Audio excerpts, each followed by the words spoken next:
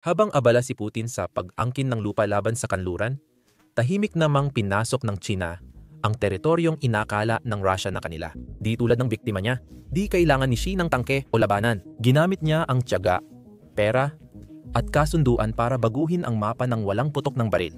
Ang gitnang Asya, dating mahalaga sa Moscow, ay ngayon puno ng kalsada, pipeline, at awtoridad ng China.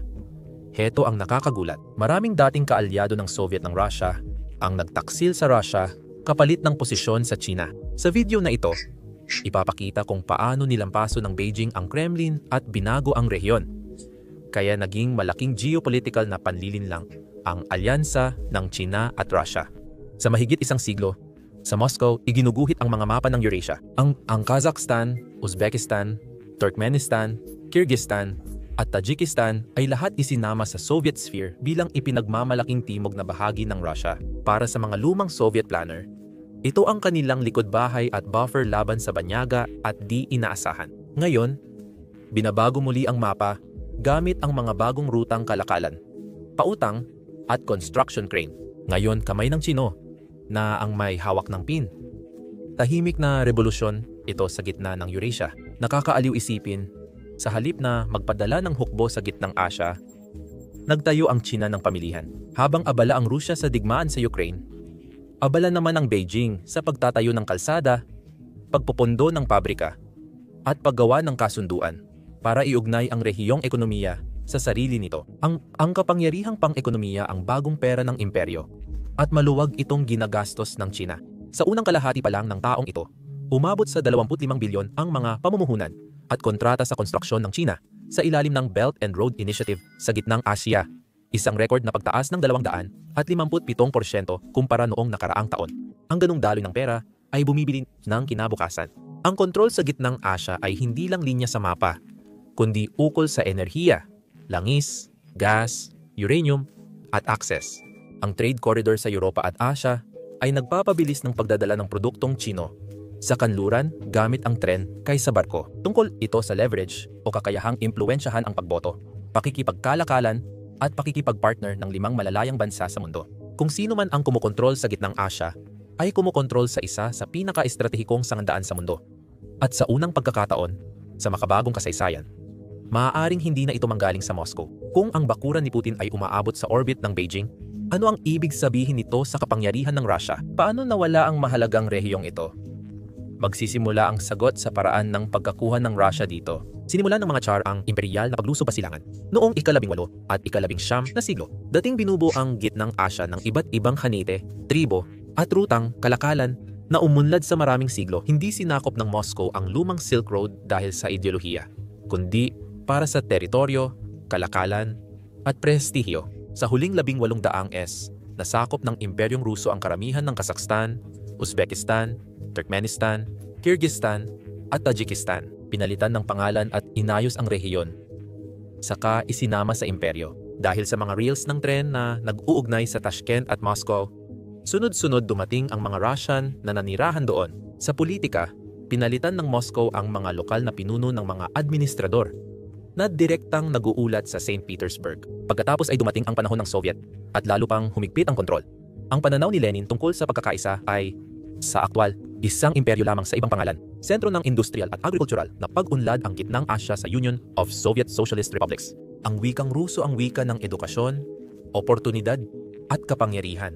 Nagtayo ang mga tagaplano ng Soviet ng malalaking linya ng tren, mga hydroelectric dam, at mga pasilidad militar sa buong rehiyon. Ginawa nila itong mahalagang ugat ng lohistika na nag-uugnay sa European Russia at sa mga hangganan ng China, Afghanistan at Iran. Sa Almaty at Tashkent, nagmartsa ang mga sundalong Soviet sa parada bilang paalala kung sino ang namumuno. Noong 1980 at 80 di naisip na mawawala sa kontrol ng Moscow ang lugar na iyon. Ang gitnang Asya ay hindi lang basta teritoryo. Ito ay pagkakakilanlan, isang hindi mapaghihiwalay na bahagi ng itinuturing ng mga Ruso bilang kanilang geopolitikal na tadhana. Gayunpaman, ang pagbagsak ng Unyong Sobyet noong 1991 ay biglang nagwasak ng ilusyon na iyon sa isang iglap. 5 bagong bansa ang biglang isinilang. Bawat isa'y nagmamadaling tukuyin ang sarili pero nakakabit pa rin sa dating imperial na sentro. Para sa Rusya, nakakahiya ang pagbagsak, ngunit hindi pa ito nakamamatay. Pagkatapos ng lahat, nanatili pa rin ang mga lumang koneksyon at ang mga tropang Ruso ay nagbabantay pa rin sa mga hangganan.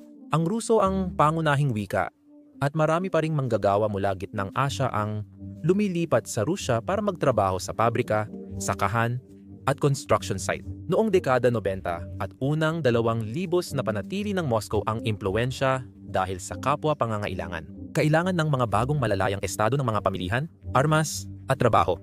Inalok ng Rusya ang lahat ng ito. Nagbigay ang Collective Security Treaty Organization ng proteksyong militar, habang pinanatili ng Eurasian Economic Union ang kalakalan para sa maraming leader sa rehiyon.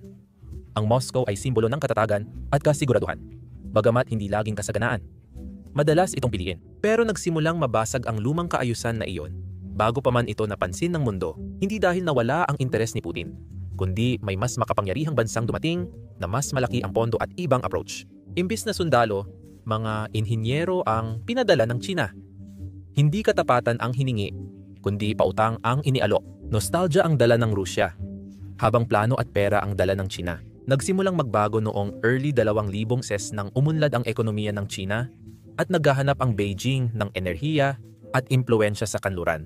Ang Belt and Road Initiative na inihayag noong 2013 ang naging pangunahing hakbang. Sa ilalim nito, nagbuhos ang China ng bilyon-bilyong pondo sa mga kalsada, riles at mga pipeline na mag-uugnay sa kanlurang China papuntang Europa. Lahat ng ito ay dadaan sa gitnang Asya.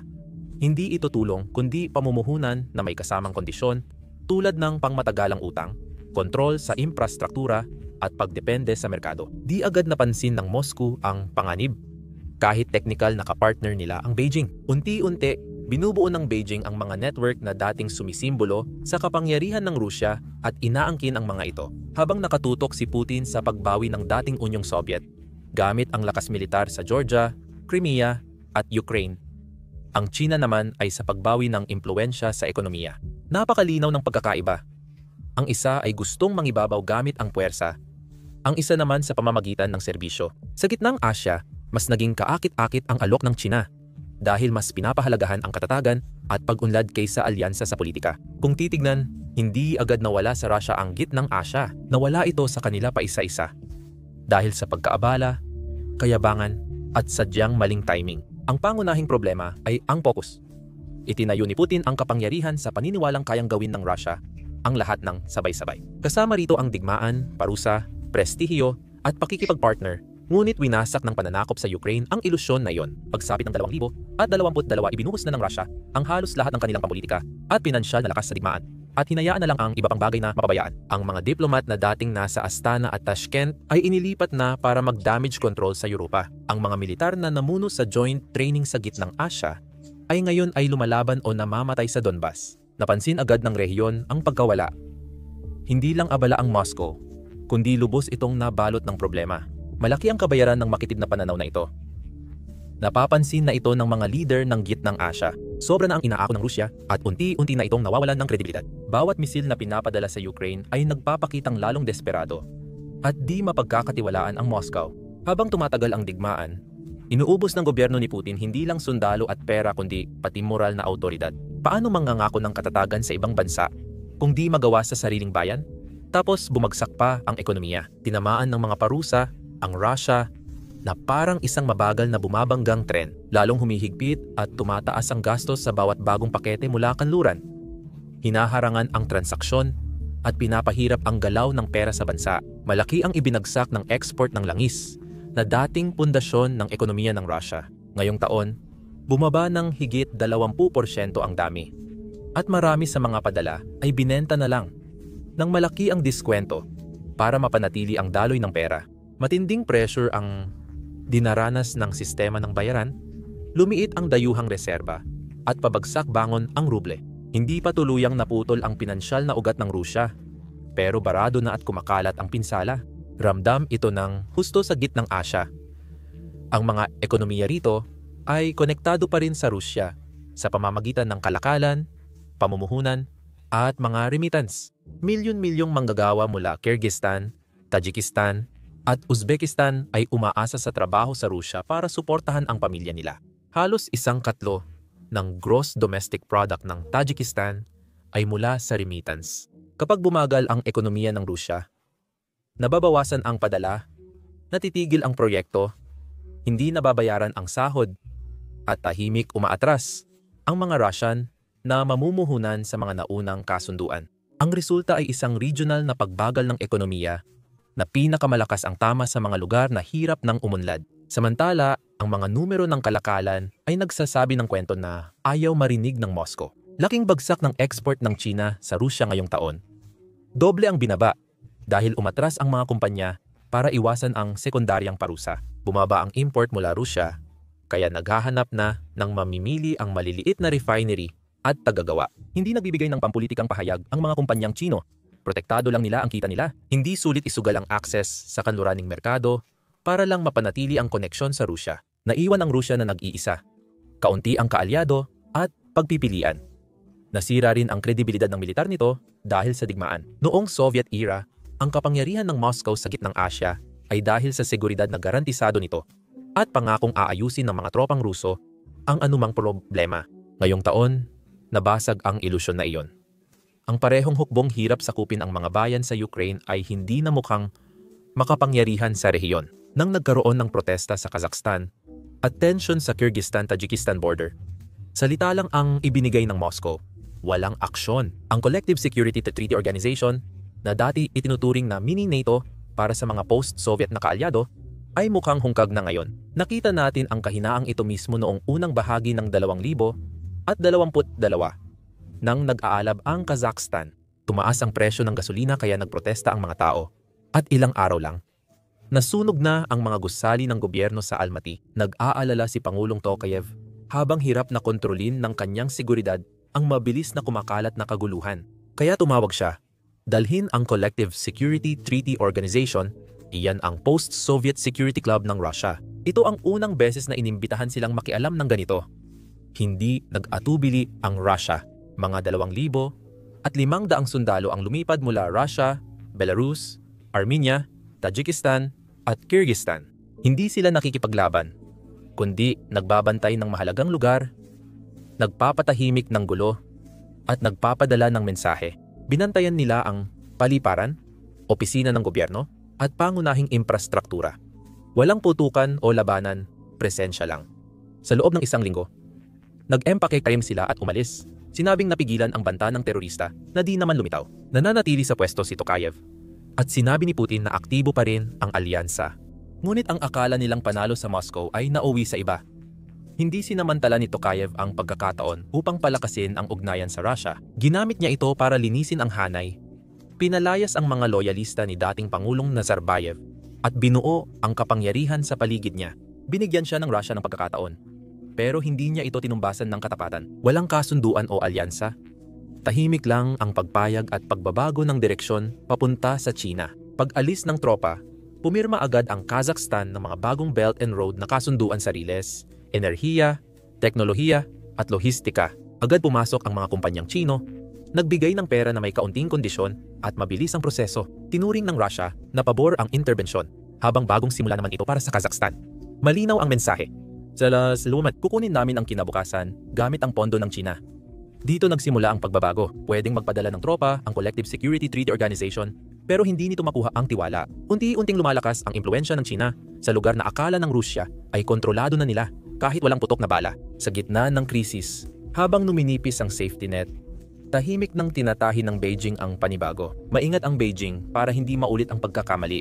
Sa Gorno-Barakhshan, Tajikistan, nagsasagawa na ang tropang Chino ng maliit na joint patrols malapit sa Afghanistan para sa kontra-terorismo at drug control. Hindi ito tungkol sa pagpapalit sa Russia, kundi sa pagkuha ng karanasan at pagtibay ng tiwala sa pagpapatrolya. Sa ilalim ng Shanghai Cooperation Organization, nagsasanay ang mga opisyal na Chino at gitnang Asya sa pagbabahagi ng intelihensya at kontra-terorismo. Banayad at limitado ito, ngunit simula lang ng mahabang hakbang para punan ang puwang sa seguridad. Hindi na kayang pamahalaan ng Moscow. At ang diplomasya ng Russia ay lalong nagiging mapag-aruga. Patuloy na binabanggit ng mga opisyal sa Moscow ang gitnang Asya, parang mga nakababatang kapatid na kailangan ng paggabay. Pero ang mga nakababatang kapatid na iyon, lumaki na sila, matagal nang nakikipagkalakalan. Ang Kazakhstan sa China at Europa.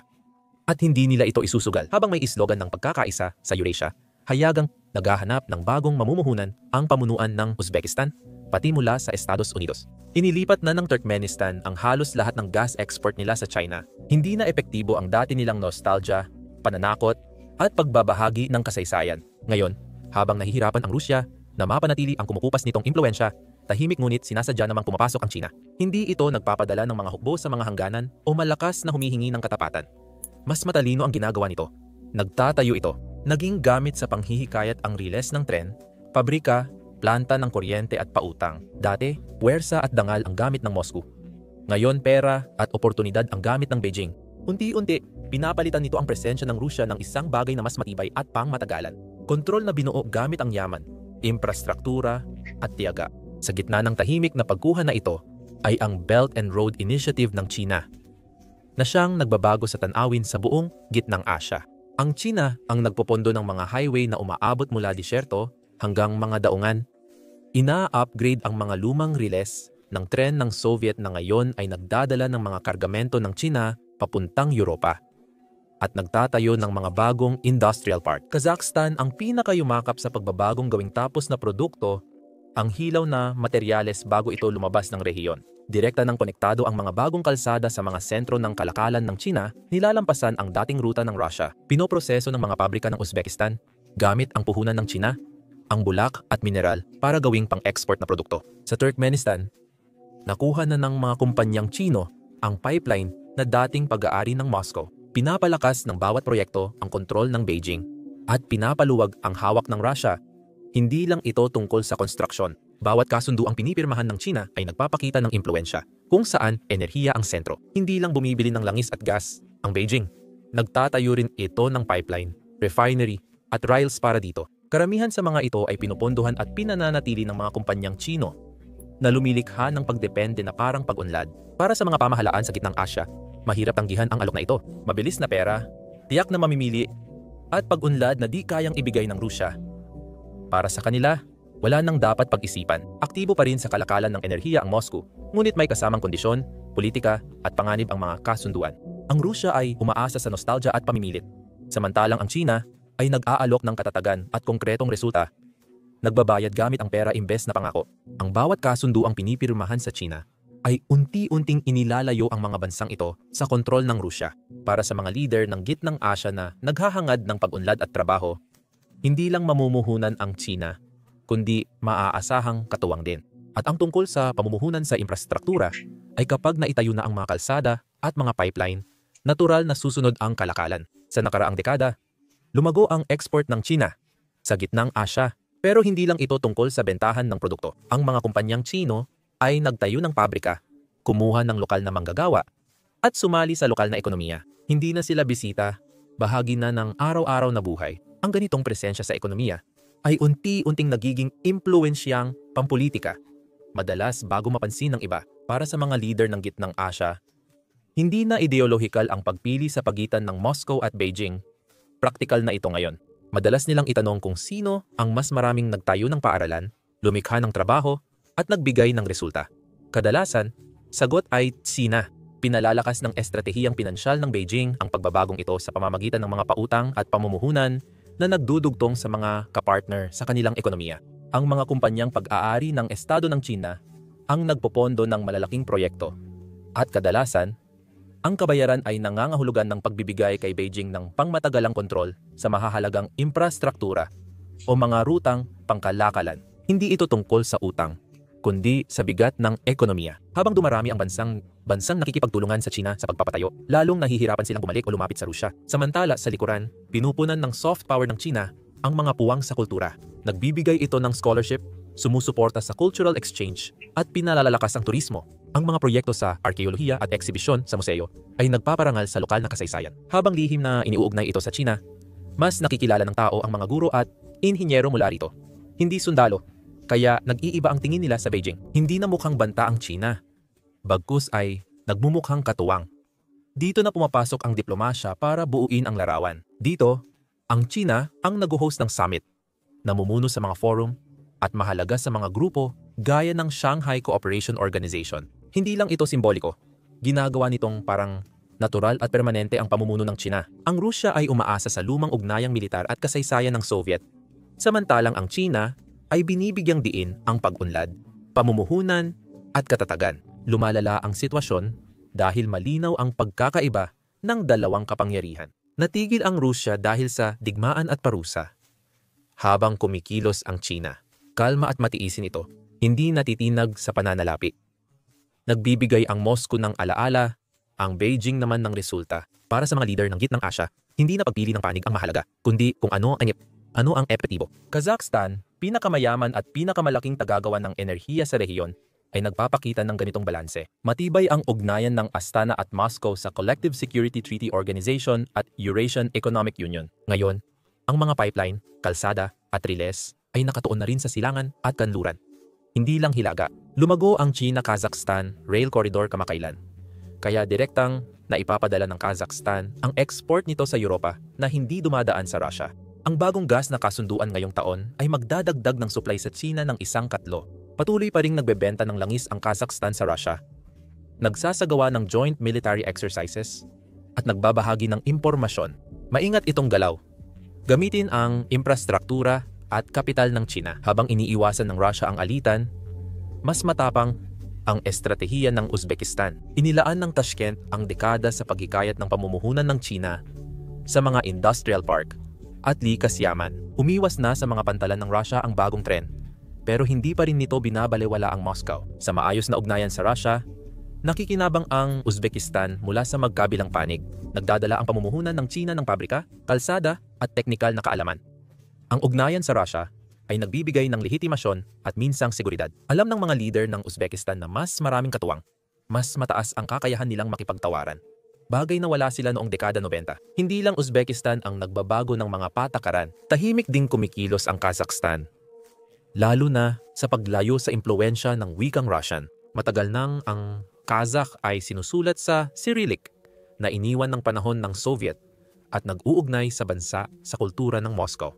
Maging aklat sa paaralan o karatula sa kalsada, makikita ang pamana na iyon.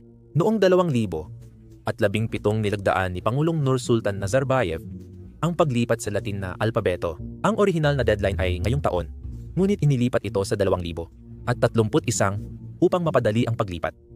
Pero malinaw ang mensahe, hindi na ginagamit ang letrang Russia. Tinupad nila ito, at ngayon Latin na ang gamit sa mga aklat-aralin. Karaniwang lumalabas ang dokumento ng gobyerno sa parehong alpabeto, pero unti-unting nawawala ang Cyrillic. Ina-update ang mga keyboard at natututo ng bagong alpabeto ang mas batang henerasyon. Hindi lang ito tungkol sa bagong font o teknolohiya, kundi tungkol sa pagkakakilanlan.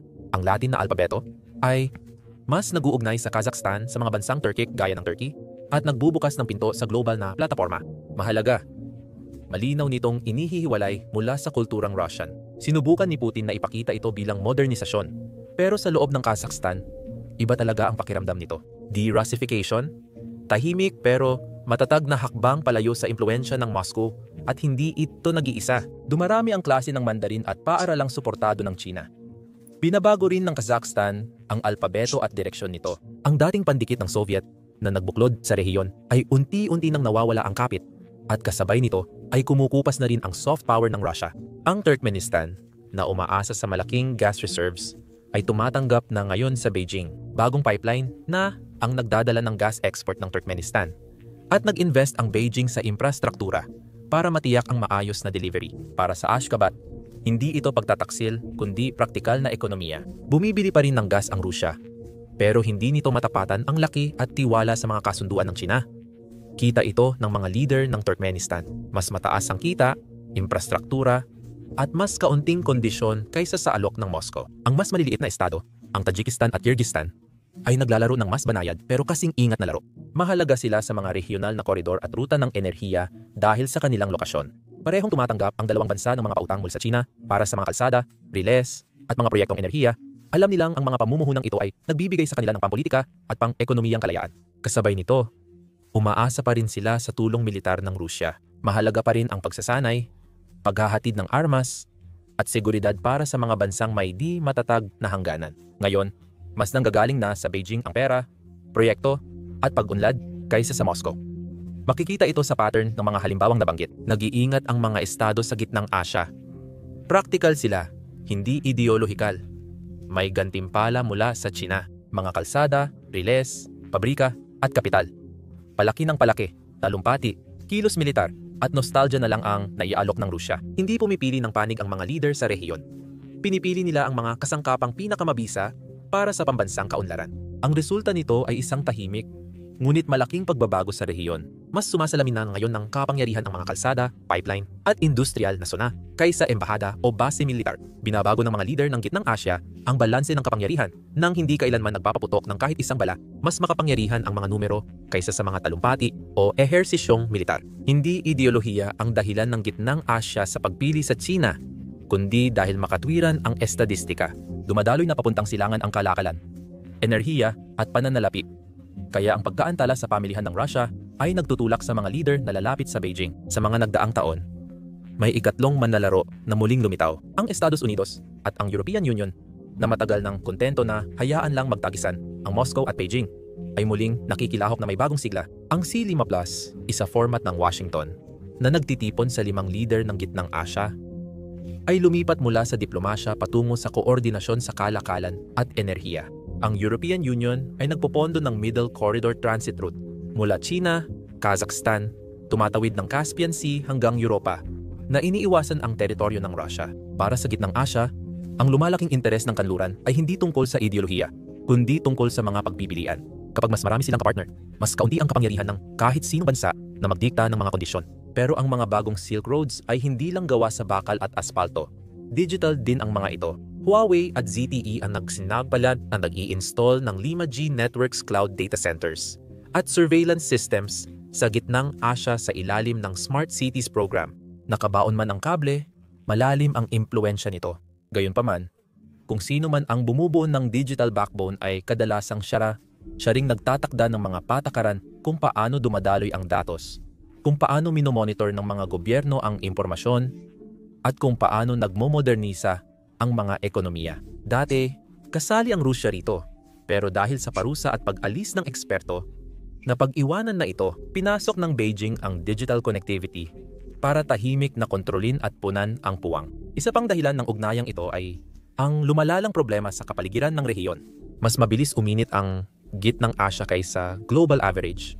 Umurong ang mga glacier at nasisira ang lumang Soviet na irigasyon. Ang kakulinam nilang kakulangan sa tubig ay isyung pampolitika na rin ngayon, hindi lang pangkalikasan. Napansin na ito ng China. Sa pamamagitan ng Belt and Roads Green Energy Branch, pinupondohan nito ang mga solar farms sa Uzbekistan, mga proyektong hangin sa Kazakhstan, at mga makabagong sistema ng irigasyon sa kahabaan ng Syodaria. Para sa mga lokal na pamahalaan, hindi lang ito tungkol sa malinis na enerhiya, kundi pati sa kanilang kaligtasan. Kaunti lang ang maiaalok ng Moscow sa aspetong ito. Samantalang inilalagay ng Beijing ang sarili nito bilang katuwang na literal na makakapagpanatili ng ilaw at daloy ng tubig. Ang ganitong multivector na pamamaraan ang dahilan kung bakit madalas napapalabis ang ideya na panig ang Gitnang Asya sa China. Hindi nila iniiwan ang Moscow dahil tapat sila sa Beijing at kumikilos bilang mga soberanong bansa. Kinukuha nila ang pinakamahusay sa magkaibang kapangyarihan at sinisiguro na walang isa lang ang namamayani sa desisyon. Nilalaro nila ang Moscow at Beijing na parang mga kalaban sa chess. Isinusulong ang sarili nilang mga layunin habang hinahayaan ang mga higante na magbaligsahan para sa impluensya. Pero hindi ba't magkaibigang matalik ang Moscow at Beijing? Sa unang tingin, parang magkaalyado nga ang Russia at China. Nagpupulong sila sa summit, pumipirma ng pahayag, at sabay silang tumutuligsa sa kanluran. Sa papel, mukha itong isang pagtutulungan na nakabatay sa magkakaparehong interes. Pero iba ang tunay na nangyayari sa aktwal. Mas ilusyon kaysa totoo ang alyansa. Pansamantala at marupok ito. Mas pinapaboran ang China kaysa Rusya, na napatunayan kamakailan sa pandaigdigang entablado. Nagulat ang pandaigdigang pamilihan ng enerhiya at Kremlin nang biglang itigil ng Beijing ang pag-aangkat ng langis mula Rusya. Noong Oktubre, naglunsad ang Washington ng parusa laban sa Rosneft at Lukoil, pangunahing tagagawa ng langis ng Rusya. Matindi ang mga restriksyon, pinutol ang pagbiyahe, insurance, at access sa pananalapi ng krudong langis ng Rusya para maputol ang pinansyal na suporta sa digmaan sa Ukraine. Inasahan ng Moscow na tutulong ang Beijing laban dito at panatilihin ang daloy ng langis, ngunit umatras ang China. Sa loob ng ilang araw, nag-freeze ng pag-angkat ng krudong langis ng Rusya sa dagat ang PetroChina, Sinopec, China National Offshore Oil Corporation at Xinhua Oil ng Beijing. Nagulat ang mga trader at Nayanig ang merkado, kaya tumaas ang presyo ng Brent crude sa halos $74 kada bariles. Nagmadali ang Moscow magpalusot at sinisi ang technical na issue. Pero malinaw ang mensahe. Mas pinili ng Beijing ang ekonomiyang kaligtasan kaysa katapatan na malaking dagok sa Rusya.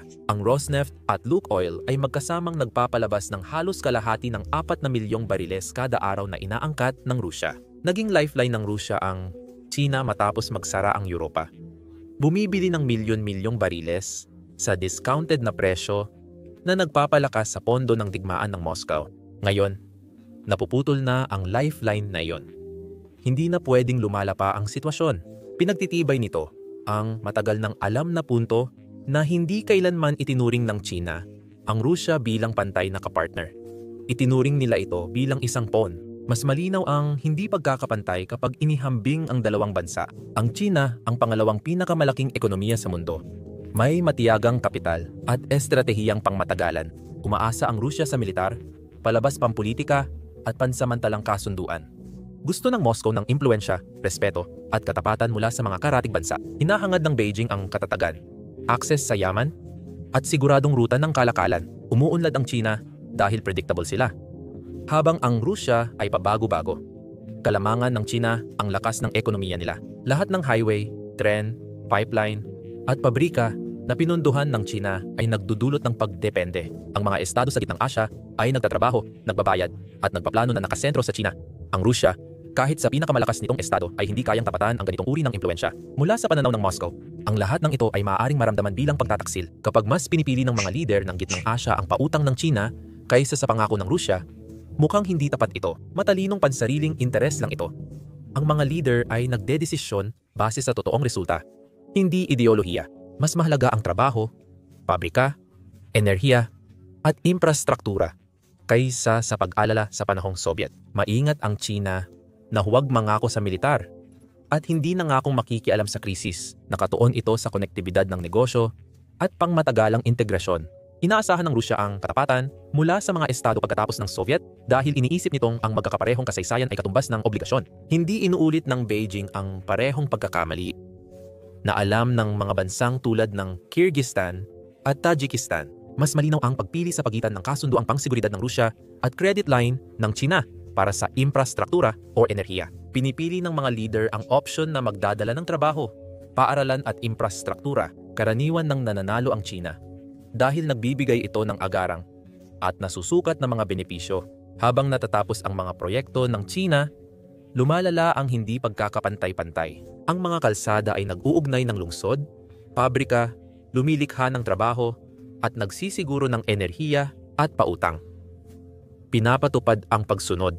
Nag-aalok ang Rusya ng talumpati at nostalgia, habang resulta naman ang sa China. Alam ng mga leader ng Gitnang Asya ang nangyayari. Kita nila ang panalo ng Beijing ng walang putok para sa Moscow.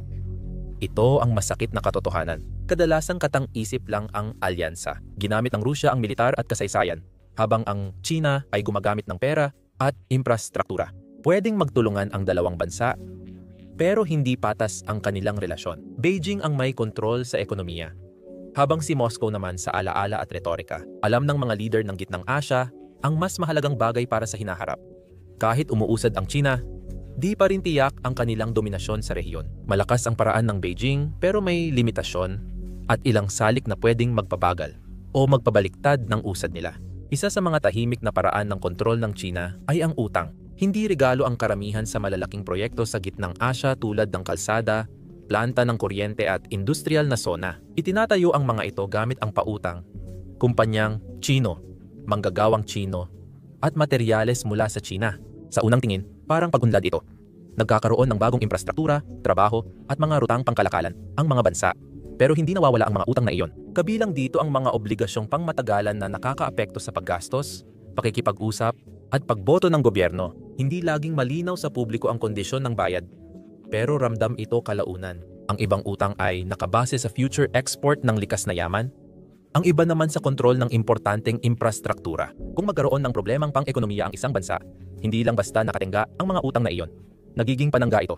Hindi kailangang manakot ng China. Naghihintay lang ito. Habang dumarami ang proyektong pinupunduhan ng China, mas tumutugma ang mga desisyon ng bansa sa interes ng Beijing. kaya nagiging komplikado ang sitwasyon. Sa Kazakhstan at Kyrgyzstan, nagsimula ng lumaban ang mga lokal. May ilan na hindi gusto ang gawain ng mga manggagawang Tsino at ang iba ay nag-aalala sa epekto sa kalikasan at pakikialam ng dayuhan. Kapag naramdaman ng tao na naiiwan o inaabuso, lumalabas ang mga protesta. Kapag nangyari iyon, natitigil ang mga proyekto at napipilitan ang Tsina magbago ng estratehiya. Hindi lang ito usapin ng ekonomiya, kundi pati politika. Alam ng mga leader sa gitnang Asya na mahalaga ang opinyon ng publiko. Mahalaga pa rin ang pambansang pagmamalaki kaya tinatanggap nila ang pamumuhunan ng Tsina pero lumalaban gamit ang lokal na presyon kapag kailangan. Balanse ang ginagawa nila. Gusto nila ng kalsada at pabrika pero ayaw nilang magmukhang ibinenta ang sarili. At ang Tsina, sa kabila ng lakas nito sa pananalapi, mas gusto nila ang katahimikan. Madalas siyang nagpaparaya at tahimik na binabago ang kasunduan o schedule para magpatuloy ang lahat. Hindi ito tulad ng dating pagtatayo ng imperyo. Mas banayad at hindi ginagamit ang utang bilang parusa kundi bilang panali habang mas marami silang umutang. Lalong napapalapit ang mga bansang ito sa Tsina at mahirap nang makaalis. Ang bawat utang ay hakbang tungo sa sistemang kontrolado ng Beijing kung saan ang iba ay sumusunod lang. Gayunpaman, may sariling panganib ang sobrang pagdepende. Nagprotesta sa Kazakhstan at Kyrgyzstan laban sa Tsina dahil sa takot sa bentahan ng lupa, di klarong utang at dayuhang manggagawa. Nahinto ang ilang proyekto dahil sa presyon ng publiko, kaya napilitang makipag-usap muli ng palihim ang Beijing. Sa Tsina, naging mas mahigpit ang mga bangko sa pagpapautang sa Belt and Road dahil sa serye ng malalaking pagkakautang sa ibang bansa. Para sa gitnang Asya, ibig sabihin nito ay maaaring bumagal ang pagpopondo sa hinaharap at kasama nito ang pagbagal ng pag-unlad. Mahaba ang pasensya ng Beijing pero hindi ito walang hanggan. Kapag lumakas ang pagtutol ng mga lokal o nagkaproblema sa utang, maaaring bumaba pa ang tiwala ng Tsina sa rehiyon. Ang labis na panghihimasok ay isa pa ring dapat bantayan ng Tsina. Kahit mayaman at maunlad ang infrastruktura ng Tsina, hindi pa rin nito kayang tumbasan ang seguridad na naiaalok ng Rusya. Moscow pa rin ang pangunahing tagapagtustos ng armas sa rehiyon. Nagpapatakbo ito ng mga programa sa pagsasanay, nagbebenta ng mga kagamitang militar, at nagpapanatili ng mga kasunduang pangdepensa na patuloy na inaasahan ng maliliit na estado. Patuloy ang kooperasyon ng Tajikistan, Kyrgyzstan at Kazakhstan sa Rusya sa pagsasanay militar at pagbabahagi ng impormasyon. Para sa kanila, pangunahing katuwang pa rin ang Rusya sa depensa, kontra terorismo at katatagagan ng rehiyon. Maaaring may mga kalsada at pipeline ang Tsina pero kulang para rin ito sa tiwala sa seguridad. Kung agad pumasok ang Beijing sa larangang iyon, maaaring magdulot ito ng pagtutol. Tinatanggap ng mga gobyerno ang pamumuhunan ng Tsina. Pero di pa handang palitan ang mga tangke ng Russia ng sa Tsina ngayon. Isa rin itong dahilan. Dahil ang gitnang Asya ay hindi lang laban ng dalawang panig. Siksikan ang rehiyon sa mga interes mula sa labas. At ang Turkey ay itinutulak ang mga ugnayang kultural at lingwistiko. Nag-aalok ang European Union at United States ng tulong sa pag-unlad at diplomatikong suporta. Pinalalawak ng India ang kasunduan sa kalakalan at teknolohiya, habang ang Iran ay naghahanap ng kasunduan sa enerhiya at impluwensyang regional. Alam ito ng mga leader ng gitnang Asya at ginagamit sa kanilang kapakinabangan. Ayaw nilang maging satellite ng iba, kaya nag-iingat sila. Kumukuha sila ng pera sa Tsina, seguridad sa Rusya, at proteksyon sa kanluran. Hindi ito katapatan, kundi impluwensya. At iyan ang dahilan kung bakit ang hinaharap ay hindi tiyak. Maaaring subukang bawiin ng Rusya ang impluwensya sa paghihigpit ng enerhiya o pagpapalakas ng lumang alyansa. Maaaring gumanti ang Tsina sa pamamagitan ng dagdag na pautang, mas mabilis na konstruksyon o charm offensive sa edukasyon at media. Ang mga pamahalaan sa gitnang Asya ay patuloy na maglalaro sa dalawang panig. Kukunin ang kailangan at magbabago ng direksyon kapag pabor sa kanila. Walang kasiguraduhan. Lahat ng kasunduan, pakikipagkamay at pipeline ay may kapalit. Sa isang rehiyon kung saan laging nagbabago ang kapangyarihan, ang pinakamatalinong gawin ay manatiling flexible. Sa gitnang Asya, hindi pagpili ng panig ang mahalaga, kundi ang pananatili ng kontrol. Para kay Putin, mahirap ang sitwasyon. Ang pagkawala ng gitnang Asya ay hindi lang pampolitika, kundi pati pinansyal at estratehikong dagok. Ang dating tuloy-tuloy na pera mula enerhiya sa Moscow ay ngayon napunta na o naitali sa mga kasunduan sa Tsina. Ang mga kalsada, riles, at pipeline mula sa pamumuhunan ng Tsina ay nagpapalakas sa mga bansa sa gitnang Asya habang lumalayo sila sa kontrol ng Rusya. Hindi matutumbasan ng impluwensya ni Putin na nakasalig sa militar at lumang ugnayan. Ang mga kontrata at konkretong istrukturang itinayo. Bawat pabrika, highway o pautang mula Beijing ay humihina sa kakayahan ng Rusya sa negosasyon, lokal man o internasyonal. Nagsisimula nang mawala ang tradisyonal na papel ng Rusya bilang tagapagbantay ng Gitnang Asya, pati na rin ang malaking pinagmumulan ng kanilang impluwensya. Dati umaasa ang mga bansang ito sa Moscow sa seguridad, kalakalan at politika. Pero ngayon ay tumitingin na sila sa silangan. Hindi lang pera ang alok ng China. Mabilis din ang kanilang pag-unlad, proyekto at malinaw na kasunduan na hindi kayang tapatan ng Rusya. May ugnayang militar ang Kremlin, pero hindi nito napapaunlad ang ekonomiya, lumilikha ng trabaho o nakakakuha ng matagalang katapatan. Ang pagbabagong ito ay binabantayan sa buong mundo. Para sa mga kanluranin, senyales ito ng huminang impluwensya ng Rusya. Para sa China, patunay ito ng bisa ng kanilang estratehiya. Sa Africa, Timog Asya at Latin America, nagsisilbi itong gabay. Pinapakita ng Beijing na hindi kailangan ng tangke para kumuha ng teritoryo. Sapat na ang rutang kalakalan, pautang at tiyaga. Madaling kumalat ang ganitong impluwensya. Tahimik, mabilis lumawak, at mahirap pigilan pag naipatupad na. Sa Rusya, dumarami ang epekto. Nawawalan ng impluwensya sa Gitnang Asya. Humihina ang imahe ni Putin bilang makapangyarihang tagapamagitan. Nagpapakita itong padalos-dalos ang kanyang patakarang panlabas at unti-unting sinisira ang kwentong matagal niyang binuo. Ang Rusya ay napapalibutan, sinasalakay at lumalaban para sa karapat-dapat nitong pwesto. Kung lumalayo ang mga kalapit bansa, nababasag ang kwentong iyon at napapansin ng lokal na mga kritiko. Ganoon din ang mga oligarko, gobernador ng rehiyon at mataas na opisyal ng militar. Nawawala ang mga kasunduan, humihina ang impluwensya at nahihirapan ang Kremlin makasabay. Hindi lang prestihiyo, kundi kapangyarihan ang nakataya. Kapag humina ang impluwensya ng Russia sa ibang bansa, nababawasan din ang kumpiyansa nito sa sarili. Mas mahirap bigyang katwiran at hikayatin ang suporta sa paggastos para sa pakikipagsapalaran sa ibang bansa gamit ang makabansang islogan. Mas mahirap ipagmalaki na kanluran lang ang banta kung tahimik nang sinasakop ng China ang paligid. Habang nababawasan ang opsyon ni Putin, nagmumukhang mas mahina ang kanyang autoridad. Hindi dahil sa isang pagkatalo, kundi dahil sa mabagal at tuloy-tuloy na pagkawala ng kahalagahan. Ang Gitnang Asya ay inaasahan sanang maging isang ligtas na zona, isang rehiyon kung saan palaging maaasahan ng Russia ang katapatan. Ngayon, nagiging halimbawa ito ng kung ano ang mangyayari kapag nawala ang katapatan. Hindi maganda ang sagot para sa Moscow. Habang mas marami ang itinatayo ng China, lalo namang lumiit ang Russia, at habang lalo pang lumiit ang Russia, lalo pa nakikita na ng mundo si Putin hindi bilang mahusay na estratehista, kundi bilang taong nawawala ang kontrol sa sarili niyang teritoryo. Sa totoo lang, hindi masama ang motibo ng mga leader ng Gitnang Asya sa ginagawa nila sa Moscow. Ipinapakita lang nila ang soberanya at gumagawa ng desisyong makabubuti sa kaunlaran at katatagan. Para sa Moscow, tila pagtataksil ito.